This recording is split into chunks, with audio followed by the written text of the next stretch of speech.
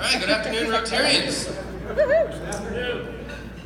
So before I do my introduction here, I want to give some additional accolades to Farhad, our speaker today. You heard a guest talk about the service that he does to members of our community. We were short a speaker, and I gave him less than a week's notice, and he stepped up and said, I'd be happy to put it together, and I'll be there. And so he made the program committee and the rest of our Rotary Club look really good. So I really appreciate that. I want to give him just a real quick round of applause for stepping up.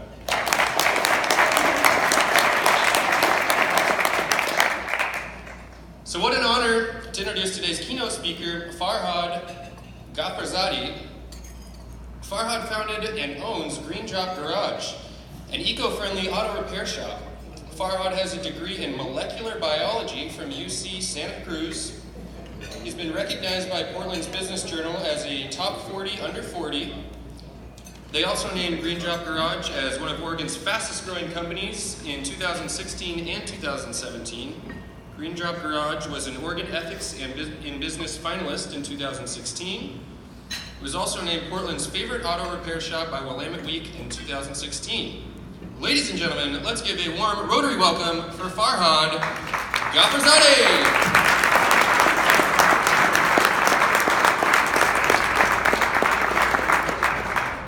Thanks for having me. Well, it's great to have, I'm going to grab this. Is this okay? Can I pace a little bit? It's great to see so many friendly faces. Wendy, Allie back there. Mike said he might heckle me out of the back. And lastly, thank you for taking my father under your wing and taking away from my table. And this wine reminds me, this morning I was at the Portland Pearl Rotary because I'm a Pearl Rotarian. And we were donating to our wine wall. I don't know what kind of wine this is, but I donated a 2014 vintage Charles Shaw Merlot. So I hope this is a better grade than that. So before we get started, I wanted to put this slide up. We're going to be looking over there, right? I'm in the Rotary. I'm a Rotarian. And also in high school, I was the president of our Interact Club. So Rotary courses through my veins. Also in college, I was the banana slug. So this is me, as I used to say, banana slug, named Mascot of the Year by Sports Illustrated. So this was our photo shoot. And in there is a sweaty me jumping up on the... Anyway, so that's a little background we're going to get into. We're going to talk less about me, more about other things. So I'm going to be talking about how I approach business and the benefits of approaching it a little bit differently. Now in college, I was on the water polo team, and I remember we had won a game against a team just barely, but we really should have beaten them handily. And we were all very excited that we eked out that win, kind of like Belgium yesterday against Japan. And we had a coach that said he was actually not so happy with us. He said, to win a game you should win is to be expected. To win a game that's 50-50 is good, but to win a game you shouldn't win is awesome. So that stuck with me. Now in business, I think a lot of us, there's three ways to approach business, I think. It's to stay the status quo, or to do it slightly better, to make a product better, cheaper, faster, okay? And that's good. Better is good, okay? Now, doing something cheaper and faster is good, but I think if you can fundamentally approach business in a different way, you have a chance at doing something awesome. So I think better is good, but different is truly awesome. And I think that awesome takes a bit of a commitment to the process and a little bit of hard work to get to an outcome that is not to be expected normally. So I wanted to go over a couple examples of how to approach business. The difference between doing something better and doing something in an awesome way, something fundamentally different. So who here is a realtor? Anyone a realtor? I don't want to offend anyone. But your typical realtor may ask you, what's your budget? Let's get you a good deal on a house, right? So the better deal you get, the cheaper the house, the more of the house you get, the better, okay? So it's a metrics driven. But every so often you get a realtor that might approach it fundamentally different, and they might ask you a different question that isn't quantifiable, okay? They might ask you, where's your living room, okay? And that's an example of a living room realty. So when you look at most realtors in town, you go to their website even, it's metrics driven. You look at it, you say, okay, where are the houses, what can I afford, all of that. And then you got one realtor that in town that says, don't worry about price right now, let's look at what you want. Okay? Who are you, where's your living room, let's help you find that. Okay? In beer, is Beer Town. Right? Better is more hops, more obscure, nano brewed, micro nano brewed, more Rocky Mountains, blue Rocky Mountains on a can, right? And that's all good. It's better, it's good, okay? Again, it's metrics driven. But one brewery talks about clean water, about being salmon safe, okay? And they have a mission that's above and beyond beer. Cars. You guys getting the hang of this? Cars, better fuel economy, cheaper, safer, higher safety ratings. Things that you can quantify. What do you think of when you hear when you see those metrics? What kind of car comes to mind? Blurt it out, anyone? Camry, Toyota, Honda. Good. Those cars are better. They approach it and make a better car for your money. So what's going to come up on the right side? Anyone? What car is orbiting the Earth right now? Okay? So this is going to hit home a little bit. I'm from Portland. I'm from Beaverton. I grew up Rip City out. I went to the Memorial Coliseum with my father in 1991 when he got a ticket. And I've never seen, that was the only time I saw Clyde Drexler play Karl Malone. Better is Rip City, right? Because the more the Blazers win, the more we're interested. But when they're not winning, when they're the Jailblazers, what happens? Half of us might fall away, okay? So what's next, guys? Okay, Rose City till I die, okay? That's when they're losing, okay?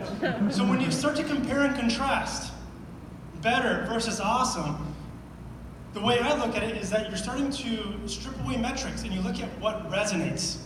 And remember that word, resonate. In a physics sense, anyone who's taken any science courses, you might remember that resonance is when one wavelength matches another wavelength and they amplify, okay? And what are we in the end? We're all just bundles of energy, right? So if something resonates with us, it amplifies the energy inside of us. And that's what I look at when I look at businesses that are better versus businesses that are awesome. The awesome hits you in the heart. This last one's kind of funny. Wife's birthday gift, okay? The more the gold, the more the jewelry, the more whatever, right? It's better, right? But I like to go from the heart. I like to show her really how I feel. And I might make her something. I thought it was kind of fun. So I wanted to spend a few minutes on this graph that I drew one day to illustrate how I kind of view better versus different. So along the bottom, you have this line called the status quo, right? And that's that flat line. That's just keeping up. That's doing nothing. Status quo. And I think a lot of us, whether it's in business or in work or in life, a lot of people in society might choose that status quo. Just keep going. And then some of us might want to do things better. Okay? Now, better isn't bad. Better's good. Okay? Better is like the singles and doubles in a baseball game. Okay? It gets the bases loaded. Right? But every so often you get that magical home run that brings all the people on base in. So as you're going along better and doing things better, every so often there's that fork in the road, that opportunity to do something fundamentally different in business. And my lens today is business, so I'm going to talk about business. In business, you get to do something fundamentally different. And you see that in Tesla, you see that in Apple, right? You see that with beer, you see that with Patagonia, right? These are brands that you might associate more than just clothing or beer or cars. You associate something else. right? And the way, by the way, am I yelling at this too much? I'm really excited. Now, I drew different. It's an exponential up, and it's actually going backwards in time. Because I really see when you do something different, you get this chance to do something awesome. Approach that awesomeness. And I know that awesome is a hyperbolic statement, right? Literally, awesome is not what I'm saying. This is more of a figurative awesome. So getting to awesome is actually kind of like that feeling when you pick a line and you go on skiing and you're in that flow, or when you go surfing and you pick that right line. It's like a dance. It's effortless. It's easier. Okay? It's not metrics driven, but you get the job done and everyone else knows that you're doing it. It's kind of like, do you guys have a gala once a year? A Rotary gala? You're working on it, okay. The Pearl and Pearl took a 1-year hiatus as well. But at that ball, whoever's dancing, if someone else starts grooving up with you, right? That's that different, when you're both dancing and in that moment. You guys do dance? Do you guys dance in the Rotary? So I think this has really good repercussions in business. I think in business, approaching things differently is actually good for business. It's the only way to differentiate, okay? I think a lot of times we see different as a risk, doing things differently, and it is. But the bigger risk is doing something just better, or worse, status quo. Because at some point you're not differentiatable anymore. You're a commodity. And commodities need to be cheaper. That's all they are. You just gotta compete on price. When you do things differently, you cannot be lined up in a spec sheet next to each other. That's why when you look at bigger brands, like let's say, for me and my family, we went to shop at New Seasons. It's a little cheaper at Safeway, but there's that something extra that I feel when I go to New Seasons. People are happy, right? And that's something that I cannot line up in a spreadsheet and say, I save 10% going to Safeway. I say, I feel better when I go to New Seasons. That's one example of many. Oh, let's go back.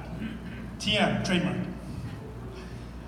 So doing things differently means going against the grain. And committing to that process, because at first it's not easy. But I would tell you that it's very rewarding, and it feels good, and it also aligns staff, clients, with each other. Because when you're doing things differently, you start to attract people who resonate with you. I wanted to look at some other examples. Anyone here a developer, contractor? I don't want to offend anyone. This might even be your building in Portland. Okay? This is a good building. It might even be LEED certified. Probably a good lease rate. Probably lots of square footage in that building. And it's good. Metrics driven. Good. Okay? But one developer crowdfunded something awesome. Okay? Now don't look at that building behind it. The Death Star, they call it, right? Look at the building in front, right? So one developer crowdfunded that building, right? And that's where it starts to hit you, and it might resonate with you. Or it might be the opposite, but at least it makes you choose, right? You say, I hate it or I love it, okay? Cold Stone, okay? In the mid-90s, to me this was awesome. I was in high school, and you want to tell someone about Cold Stone. What do you say? You say, put ice cream on the stone, and then they put all the toppings on it, and they chop it up, and they put it in a cup, and they give it to you, right? So the way I just described it is what? I'm using metrics, I'm using logic. They do this, they do this, they do this, okay? And that was awesome in the 90s. But yesterday's awesome is just today's better. What's next? Right. I didn't have to tell you, we know what's awesome. Standing in line for an hour is an experience. Okay? Going back to the Blazers, just to pick on them a little bit, because I'm still sore on Paul Allen after the mid-90s. But this is good. After the Jailblazer era in 2009, they said, rise with us. We're going up, come with us. Okay? Coach Nate and his team, it's good. It's a good marketing strategy. Okay? Now what's next? Okay? When the Timbers they had a winning season the next year, they kept their season ticket prices the same. Then they said, here's who the Timbers are. We're you. We are you. Not you're coming with us. We are you. Right? And you guys have all seen this if you've been in Portland for more than 6 months, right? Let's go back to these kids. Right? Cool. Bike City. Right? It's good to bike ride. It's better than a car if you can get out. Good exercise. More environmentally friendly. there's one awesome way to get around town that'll get you noticed. Okay? So Green Drop Garage, it's been my passion over 9 years. I started it on a hope, prayer, and a credit card. And I lived in my shop for the first, shouldn't be saying this, maybe there's some city people here, but lived in my shop for the first year or so. Now, with Green Drop Garage, I've been lucky to be able to apply my passion through a trade without compromising any of my integrity. And I've been lucky that I've been lucky to have been blessed with awesome employees that resonate with how I want to approach car repair. So I don't like to be better, faster, cheaper. I think better, faster, cheaper is transient. It's subjective based on how someone feels that day. Okay? It's a ratings game. I want to be fundamentally different for myself and by extension my company. Fundamentally different is exciting and it's memorable.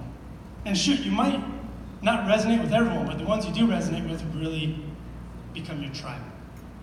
Okay? So we're B Corporation certified, we're Sustainability at Work Gold, 100 best workplaces in Oregon, we're number 3 actually, it's really cool. And we're EcoBiz certified. We're as environmentally certified as they come. We're head and shoulders, I think, better than most shops in terms of repair. Sorry if anyone owns a repair shop here. So we have a good product. We do car repair better, okay? Better environmentally, better, I think, socially, and we treat our technicians really well as well. We're also an Oregon ethics business recipient. Thank you guys. By the way, you guys really love car repair because Les Schwab and Tom Dwyer were in this here too, so that's great. I'm glad car repair is on the map for you guys. So that's all good. It's better is good, okay? But I like to go a little bit above better. What can we do that's awesome? And in the car repair industry, our industry has a reputation of selling based on fear, uncertainty, and doubt, okay? So we tend to sell based on those, and I think that's not so great. I think something that is more awesome is selling based on education, clarity, and advice. We use pictures and visual links to videos, pictures, and checklists that show how your car is doing, and we sell based on, again, education, clarity, and advice. I think that's a more awesome alternative.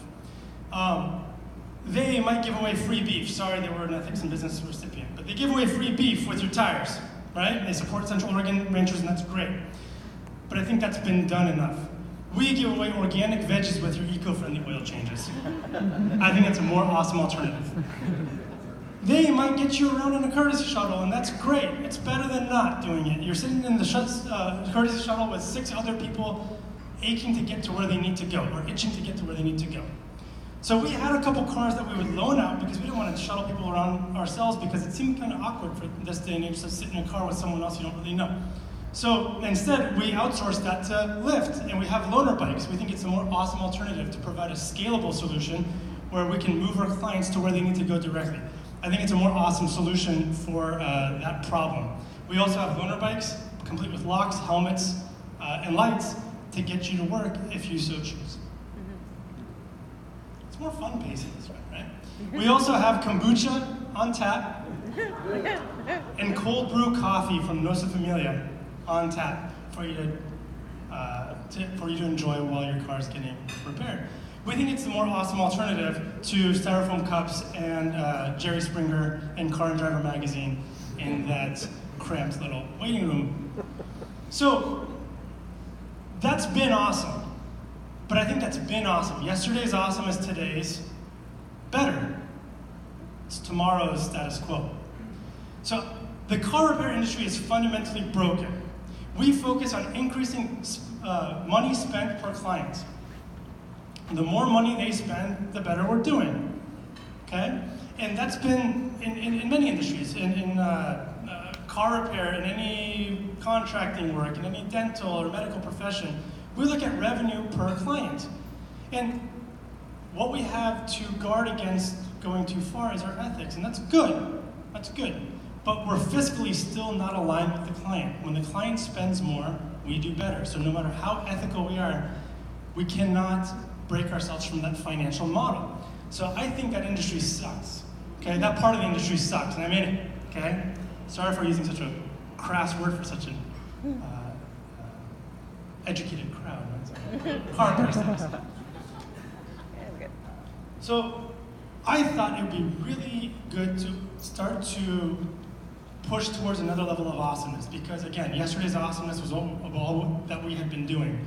But for me today, it's just better. How do I get back to awesomeness? And I wanted to attack the fundamental financial problems of car repair. And the solution is to serve more and sell less. How can you sell less to a customer? How do you educate them and not have this incentive of getting a return on educating them and selling them a specific service, right?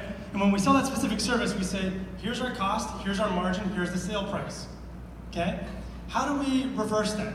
And I started looking at other industries, okay? And my inspiration came from the software industry.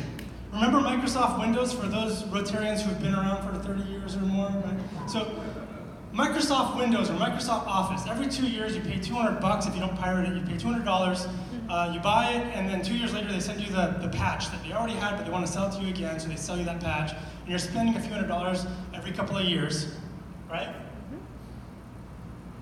And that was a broken model. So they came along and said SaaS. SaaS means software as a service. We're selling the service of software, not the software itself, okay? Now what they did is, instead of saying $200 every couple of years, it's $10 a month. We'll always give you the latest Microsoft Office, Microsoft Windows, right? And I think that's the awesome alternative to just selling software. Okay? So how do I approach that? How do I do that with car repair?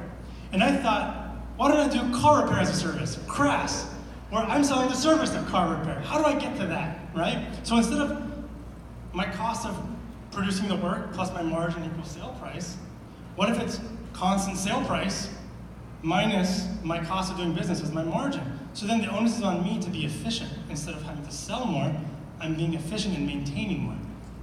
And I thought that would be a really great model. I'm thinking, how do I do this? How do I do this? And I finally thought I'd take a stab at it. Because I wanted to sell the steak, not the sizzle. I wanted to sell the sizzle, not the steak, right? I wanted to sell the effect of car repair, but not car repair anymore. How can I serve better? Sell you once on a plan, a membership plan, okay? Ooh, too quick. A membership plan, and then I get to serve your car without having to sell you again.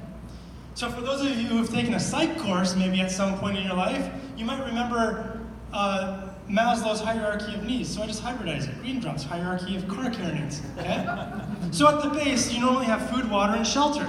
That's what you need to then be able to go up that pyramid, and at the top is a self-actualized person, right? Anyone remember that in psych course, in their Psych 101? No one? Yeah? Some? Cool. Great. So car repair has the same thing. A car needs the quick lube, the oil change, the wipers, the bulbs, all the basic things that it's always cringe-inducing to go get it at those shops, right? And then you move your way up to undercar, the nuts and bolts, the tires, the brakes, the suspension. You go to the top, you've got engine and electrical problems, and at the top you have a self-actualized car. Now to move up these steps, you need to solve for two problems: the cost variability and the stress of making a decision for the client, okay? So the client cannot make a decision anymore, we make it for them, we just promise them a car that runs. And the client cannot have price variability, they have to pay one constant price per month. Those were my two rules to get to a self-actualized car. Well, I said, what's my minimum viable product? I started at the bottom, $15 a month. I said, that's what it's worth. Not what will make me money, but that's what it's worth to a client off of my anecdotal survey of my clients of what they would pay per month. So what we did is we bundled everything we have on the base level, the quick lube, the air filter, the tire rotates, the wipers, the bulbs, the diagnostics, and the oil change. Whenever you need. You could drive 1 mile a year, you could drive 100,000 miles a year. We don't need to make money on you. Instead, we have a portfolio of thousands of clients, and then we will have a return on investment. So we approach it differently. So we started that 1.5 years ago, and now we have thousands of clients on it, and it's growing at 10% a month, which is great, right? So we have this recurring revenue that stabilizes our shop. We get to control our costs, or at least plan for our costs. And we get to serve our clients without selling them all the simple things. We've all had that experience where we go to Jiffy Lube or the other oily candy place, where they hold up that dirty air filter. Hey, you need an air filter. You say, I don't know if I do, but it looks kind of dirty, I'll do it, right? You need this flushed again. You say, well, I think I did it last time, but I don't know, so go ahead. Or worse, you say no, and you keep saying no until something breaks. You don't know. They're selling based on their salespeople. So I want to come back and instead of being a salesperson, start to be a service person. So now we don't upsell on that base level. What we got to do is educate and sell on anything above it. So brakes on up, brakes, tires, engine work, we got to sell. But that's the next awesome, because this has been successful. So today's awesome, but it's going to be tomorrow's better. So for me, the next step, the golden goose or the Shangri-La, whatever we call it, is to take that next step. By the way, I missed a slide. So I take that next step and aim for all of the car. And my goal right now, so my pilot program is $99 a month. How can I take care of everyone's car for that price point? And that price point isn't based on what's maximizing the company profit. It's what it's worth to the client. Okay? And then how do I then reverse engineer to make sure that I get enough clients on it to be a viable business? So that's how I'm approaching it and taking that kind of old school car repair model into what I think is resonates and is more awesome with today's consumers. So the return on awesome, I think, is continually differentiating yourself. It's really hard for competitors to price you out when they don't even offer a service like yours. So awesomeness is a state of mind that allows you to approach different problems with a fundamentally different lens. And you get to do it in a more fun, a more engaging way that gets you up in the morning. Again, I was one slide behind. So be awesome, be different, be awesome. That's my message for you.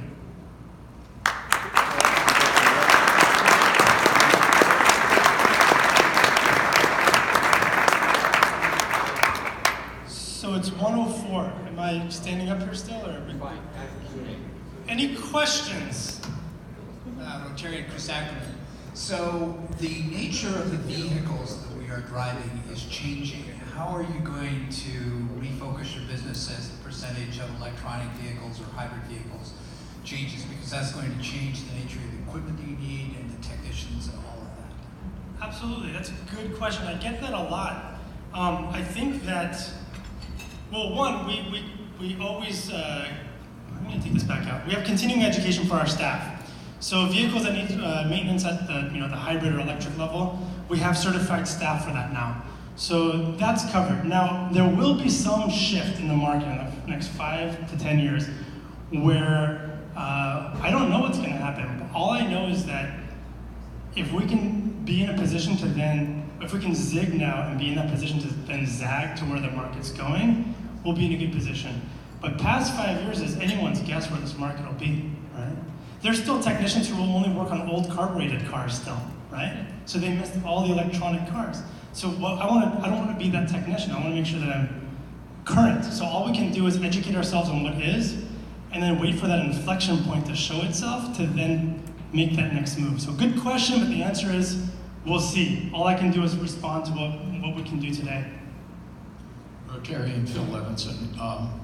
Using your $99 a month number, if I brought a car that was 1 year old with 15,000 miles on it, you'd be probably well ahead of the game if I was paying you $100 a month. Yeah, please do come. But if I showed up with a 10-year-old car with 150,000 miles on it, you might not be. So how do you take that into account? So we have some limitations on that. Right now, that pilot program, I'm gleaning data off of it. So we have thousands on that base program, and we have dozens on the pilot program. So we have vehicles that can only come in that are 12 years old or newer, have a certain amount of miles or newer, and have to be in decent shape. So we inspect the car beforehand. So then as we were going along, we had people who had these big repair jobs, like a couple $1,000s, that wanted to get on the plan. So we said, how about we finance it? 10 monthly payments, no interest. to get rid of your current needs and get you onto a plan with a healthy car. It's similar to health insurance, right? So how does that 25-year-old balance out the not 25-year-old? I'm getting wise with my words. So not 25. So right now we say healthy cars that we pick that come in. So as we get more on our plan and we learn, as the plan grows like this, we're going to hit that inflection point where we understand how to approach the cars, and it might be a couple of different price points for age of car or type of car. And once we get that figured out, and I know we will in the next 6 months, we'll then be able to resonate with the clients better, and we'll get that hockey stick up on uptake. That's what happened with our base level plan. So yeah, thank you. Hi, thank you, Farhad. I have a question about being an entrepreneur in this community. We have lots of creative, bold business leaders in this room. So what advice do you have for people who are thinking about taking a big leap beyond what you shared with us today? Thanks, Wendy. By the way, Wendy is our awesome neighbor out in Selwood. So thank you for an awesome question. I talk to people who want to start a new venture, and I think that's amazing to start any business venture, because it really truly is not an easy undertaking. I think the number one piece of advice I would say is, it's two statements. It's don't overthink it. So plan a little, not a lot. And take that leap and close the door behind you, right? So easing into entrepreneurship, I don't know too many successful entrepreneurs that are really approaching business in an entrepreneurial fashion that have eased into it. At some point you cut off that other job, you cut off that other income source, or you cut off something and you say, this is my only path forward. So I think commitment, maybe if you're looking for one word, it's committing to your cause. And I think more than the cause being the right cause and you happen to have picked the right cause, is that you make it the right cause. You choose your path and you make it successful. So I think commitment would be the one-word answer. Hi, my name's Dan Cibione. My question to you is, megatrends would suggest that in the next 10 years, self-driving vehicles will practically eliminate the majority of urban car ownership. What is your plan, knowing that in the next 10 years, this is going to happen with your business? So isn't that great? So I think I've thought about that. I said, well, what do we need to do? But this plan is already pushing us, instead of looking at a per customer, maximizing dollars per customer, this plan that I'm looking at starts to push us to serve more cars on a consistent basis, right? So wouldn't that be great if we had self-driving cars coming in for that half-hour job that we kick back out, and we're the only ones that were set up structurally and logistically to be able to handle that. So I think that we're in position to, as that comes to fruition, like the idea of it and the scope of it comes to fruition, I think we'll be in a good position to be able to maximize on that, because I think it's not about the drivers coming in with the car, it's about being efficient with the number of cars, right? So what happens at that point, just like, let's say an example might be bookstores, okay? Amazon killed off a lot of bookstores, but what's left? You got Amazon and you got the independent like Powell's, but you might not have the Borders anymore. So at some point there's going to be consolidation in the market. So what if we're in that position to be able to take on the independent? There's the dealership side, but there's the independent side too. To take on the independent role of serving those self-driving cars. And still today, a car coming off the assembly line today, in 5 years will need the same services that we're providing today. So we have at least a 5-year window. And I can't tell you I have the whole thing mapped out, but I know that, again, we're zigging towards the solution that we see. And when we get to that point and we can see 5 years in the horizon, we'll zag hopefully in the right direction. Mike. Hi, Farhad. I'm not going to heckle you now. I was hoping. I bet your dad was really excited when you just went from molecular biology to sleeping in your garage. I bet that was a pretty big move. How many minutes do I have? So yeah. That's not the heckle part. But actually, speaking about molecular biology, so how have you found that helpful to what you're doing now? So or have you? So my major, like how I approach, so from what my college education did. I've got 2 minutes, you're standing up. Okay, I'll make it quick. So I think, let's say, molecular biology wasn't a waste of time at all. I think growing up, I approached things in a more scientific, logical way. Going through college, that molecular biology degree gave me a greater understanding of if-then, basically, logic, cause versus effect. So I get to approach things in a scientific, logical way. Business is a lot of it is, the nuts and bolts of it are logic, and it is a science, right? I talked about the heart today, but below the heart is a lot of science.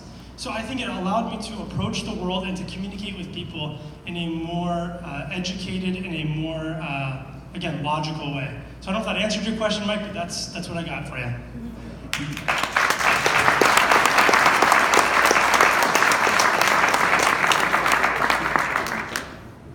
Thank you, Farhad. You know, I have a story. When I was a young man, fresh out of college, moving to Portland, I tried one of those quick lube places. I had a Volkswagen Jetta with a 5-speed manual transmission in it. And I was getting my oil changed. And the technician came, he's probably about 19 years old, came in and told me that my my transmission fluid was leaking. And I said, it's a manual transmission. Well, yeah, your transmission fluid is leaking, it's red. It's a manual transmission, doesn't have transmission. So we went around, that was the last time I went to a quick lube place. So, yeah. All right, at any rate. By the way, tell them that Columbia is our bank, by the way. Columbia Bank is our bank. Well, that would be self-promotion, but thank you. Yes, we are Farhad.